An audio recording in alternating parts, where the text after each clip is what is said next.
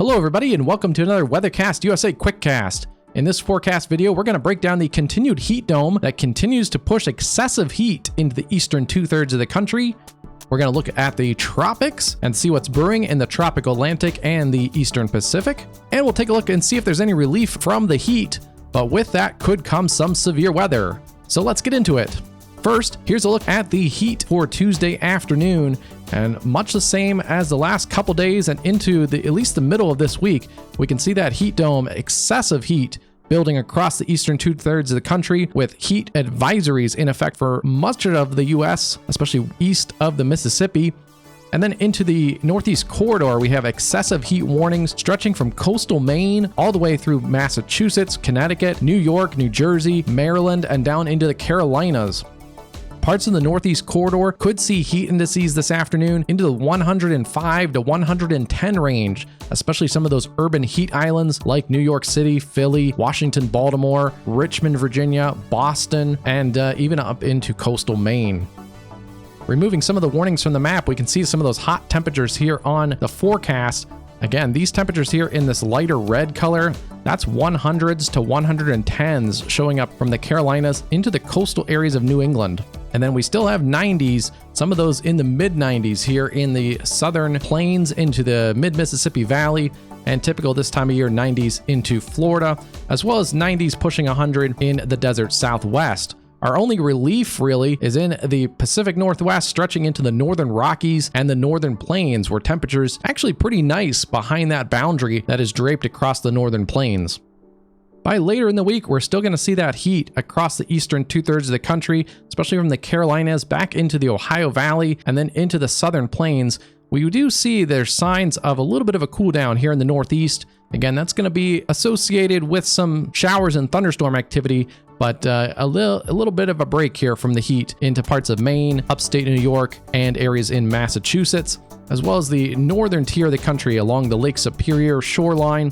But we see that heat kind of building back into the central plains and as well as growing into the desert Southwest. You can also see some of that heat returning into the northern high plains, into eastern Montana, Wyoming, parts of South Dakota, and Nebraska by late this week.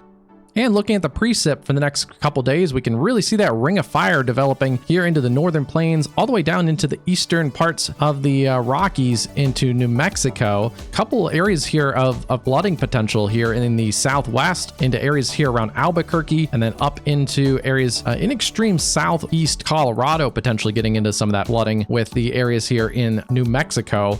And then a more concentrated area of a couple inches of rain, maybe up into that 4 to 5 range, south of Minneapolis, into western Wisconsin, much of northern Iowa over the next couple days, parts of eastern Nebraska also getting into that heavier precip. Again, we're going to see rounds of thunderstorms across this area here in the northern and central plains over the next couple days around that high pressure to the south that's set up over the eastern and southeast U.S.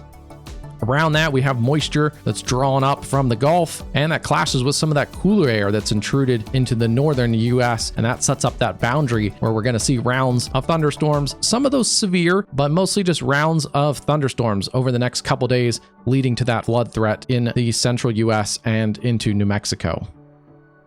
And as of the tropical update this morning, the National Hurricane Center did increase the area of disturbance in the Atlantic to a named tropical system, our first named tropical system of the 2025 hurricane season in the Atlantic Basin. This is Andrea, a minor tropical storm with about 40-mile-an-hour winds and a current pressure of about 1,014 millibars. So not impacting much here. It's mostly just a swirl of clouds out here in the mid-latitude region of the Atlantic, an area that typically doesn't see a lot of activity this time of year.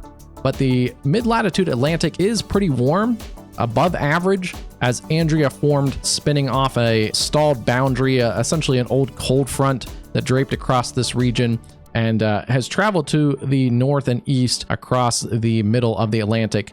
Bermuda is over here, just off our screen to the left. So this is well east and north of Bermuda, not a threat to land. Looking at the track a little bit closer, we can see a minimal tropical storm right now, some possible tropical storm force winds essentially on the eastern side of the center of Andrea, and then it's forecasted to die out pretty quickly over the next 24 hours. So no threat to land, not even a big threat to commerce or shipping. It's mostly just a breezy swirl of clouds. And again, right now, minimal tropical storm conditions with about 40-mile-an-hour winds and a pressure well above 1,000 millibars. So it's moving east-northeast. Should be downgraded here within the next 24 hours as it moves into a little bit cooler and less favorable environment. And while the rest of the Atlantic looks to stay fairly calm over the next 7 to 10 days, with Andrea being the extreme exception in the northern Atlantic, the eastern Pacific is a much different story. We've had a very active start to the eastern Pacific hurricane season, and that looks to continue. We have more areas of disturbed weather just off the western coast of Mexico and Central America. And currently, the National Hurricane Center outlines a 70% development area off that western Mexican coastline. So we should look for more tropical development over the next week in the eastern Pacific. Keep those interests in mind if you are going to the western Mexican coast. Areas around Acapulco that got hit hard by the hurricane last week in southwest Mexico could be under the gun for more, at least disturbed weather, rough seas. It's a little early to tell if any of this is going to directly affect the Mexican coastline, kind of in this area right here. Looks like right now, most of this development area looks like to be south of Mexico, but we'll keep an eye on that one as the eastern Pacific remains active. So let's go to the models and take a look at what that means for the weather pattern for the continental US over the next few days. Here we can see that ridge of heat building in the northeast and holding on along the east coast. As the week goes on, it does look like that moderates a little bit. The area of high pressure degrades a little bit. That will allow for a little bit more instability to build up along the east coast and potentially get some severe storms by Wednesday and Thursday in that daytime heating environment, but as a little bit more organized activity and some clusters of storms forming by Wednesday afternoon, maybe also Thursday afternoon in the Carolinas. So we'll look for that severe threat to increase a little bit there. Otherwise, the central and eastern portions of the US stay hot. We can see that boundary draped across areas of New England, bringing a little bit of relief into areas of Maine down towards Massachusetts and upstate New York by later in the week. And then we see this high pressure elongate. That's going to lead to a more zonal flow as we go into the last few days of June, with another reinforcing shot of some heat into the last couple days of June. So we may get another area of some record-breaking heat along the East Coast into the Great Lakes by Monday and Tuesday of next week. But as we go into the time frame around the 4th of July, we can see a bit of a pattern change. There's a ridge building up in the west. That's going to lead to more heat building from the desert southwest up into the Four Corners and possibly getting into areas of Washington and Oregon, Idaho, and Montana by the 4th of July holiday. And then we see a little bit more moderated temperatures likely. Mostly, I think it's going to be seasonal temperatures. So still this time of year, it's going to be hot in areas like the Southern Plains through the Gulf Coast and into the mid-Mississippi Valley. We see maybe a little bit more of a concentrated area of some cooler than average temperatures showing up from the Great Lakes, possibly getting into the Northeast by that 4th of July holiday. Again, this is a little bit far out and models have some disagreement here, so just things to keep our eye on as we go forward. And then pushing even a little further out into early July, we do see hints of a pattern switch, a large expansive heat dome building in the west with some cooler than average temperatures in the east. So we'll have to see again, this is going to be a little bit further out, but just something to keep our eye on, possibly some relief to some of the oppressive heat that's going on this week into early next week on the eastern seaboard. We see a bit more of that zonal flow. Going into the weekend, we see that elongation of the high pressure. That's going to keep things a little bit drier in areas here in the southern tier of the US, and then that's going to continue to push those storm activities into the northern tier of the US, also into Canada through the weekend.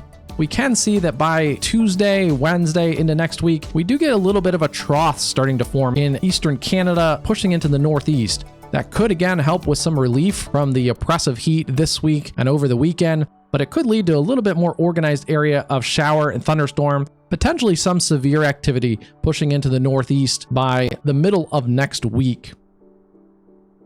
And looking out a little further, we can just see kind of disturbances riding around that boundary. So that may spark, again, some other areas of potentially some storms in the northeast. This is by the 4th of July, as well as potentially back here into the northern plains, with just little spokes of energy riding along that boundary and essentially riding along the jet stream that stays fairly tight to the northern tier of the US. We can also see signs here by next week and the 4th of July holiday of that ridge starting to build into the west. A little bit of troughing into the east, so maybe some relief from that summer heat.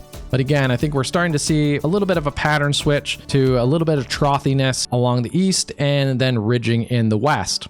This zonal flow also keeps basically the Gulf Coast and the southern plains in that hot and humid conditions, those summer-like temperatures going to continue there. Not much of any relief in the way of heat for those areas along the Gulf Coast and the southern tier of the US.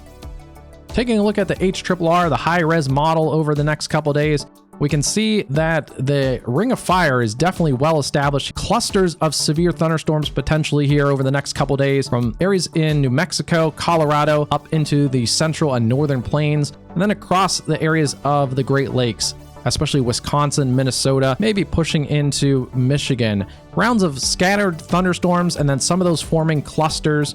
Mostly the potential here for the next couple days is going to be a damaging wind threat, but some of those more isolated, stronger storms could have some larger hail and potentially a tornado or two. The next couple days, the most likely area for a tornado or two is going to be in this area, I think in eastern Colorado, maybe pushing up into the areas here in Nebraska by Wednesday.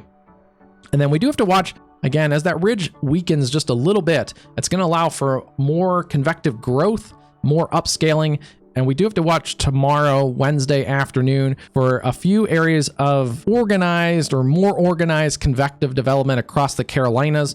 That may push a couple boundaries to interact with each other, so we're going to get mostly a damaging wind threat, maybe an isolated larger hail, and maybe a non-zero chance for a tornado, I think, tomorrow in the Carolinas in the southeast, especially with any boundary interaction kind of colliding and causing any localized areas of enhanced vorticity. Going out further here on the GFS, we can take a look at precip over the next week or so. And again, you can see much of that precip confined to the northern tier of the US with rounds of showers and storms, some clusters of severe thunderstorms potentially going into the weekend. We can see that enhanced area here into the northeast. And then by early next week, more rounds of showers and storm activities across the northern tier of the US. Some isolated summer-like shower and storm activity still potentially possible in the southeast, but much of the more organized activity is going to be into the northern tier of the country. Just pausing a little bit here by that July 4th, July 5th timeline. Here on the GFS, there's some signs too of that little bit of an enhanced dip in the jet stream.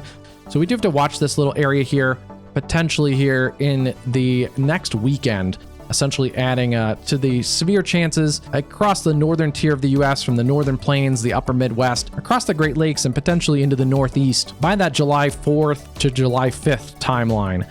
As we get a little closer, we'll have a little better refinement of the exact storm structure as well as the exact timing of the event, but just kind of know there may be a little bit more of an enhanced risk for some severe activity in that July 4th weekend.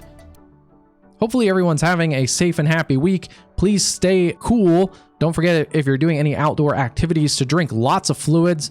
And also, those cooling locations open across many of those cities in the Northeast and Central US, with the excessive heat continuing at least the next couple days through the weekend, likely for much of the Eastern US, with a little bit of relief, but in the way of rounds of storms across the northern tier of the country.